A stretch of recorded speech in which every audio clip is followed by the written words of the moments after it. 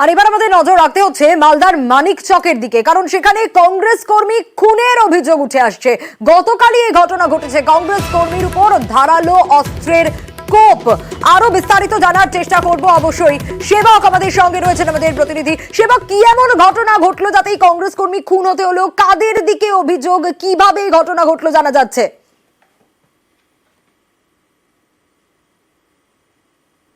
একদমই সোনিয়া, দেখো, ভোট পরবর্তী হিংসা এবং তার জেরে কংগ্রেস কর্মী খুনের ঘটনা মালদহের মানিকচকের গোপালপুর এলাকায়। গতকাল রাতে আকমল শেখ নামে বছর 22-এর এই যুবক, যিনি কংগ্রেস সমর্থক বলে কংগ্রেসের দাবি, তাকে তুলে নিয়ে গিয়ে আমবাগানে ধারালো অস্ত্র দিয়ে কোপানো হয়। চিকিৎসাধীন অবস্থায় আজ ভোর রাতে মালদা মেডিকেল কলেজ হাসপাতালে তার মৃত্যু হয়েছে। আর এই ঘটনায় অভিযোগ উঠেছে তৃণমূলের বিরুদ্ধে। তৃণমূলের অঞ্চল সভাপতি নাসির শেখের দলবল, এবং নাসির শেখ নিজেও নাকি উপস্থিত ছিলেন, এমনটা কংগ্রেস নেতৃত্বের দাবি। এবং তাদের দলবল হামলা চালায়, ধারালো অস্ত্র দিয়ে কোপায় এই কংগ্রেস কর্মীকে। এই আকমল শেখ তার কিছুদিনের মধ্যেই আধা সামরিক বাহিনীর চাকরিতে যোগদান করার কথা ছিল। এই অবস্থায় তার উপরে হামলা এবং মৃত্যুর ঘটনা, স্বাভাবিকভাবে কিন্তু ক্ষোভের সঞ্চার হয়েছে এলাকায়। স্বাভাবিক ক্ষোভের সঞ্চার তো হবেই সেবক। বেশ, নাসির হচ্ছে ওখানকার শাসক দলের টিএমসি এর অঞ্চল প্রেসিডেন্ট।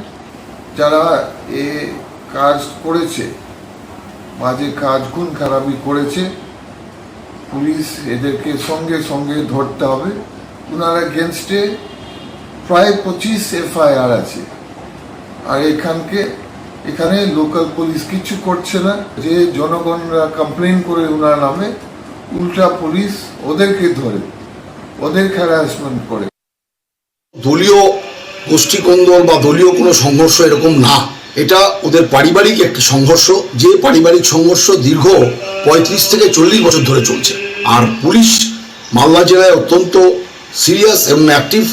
আপনারা রেস্ট অ্যাসিওর থাকুন, police will take action against this incident.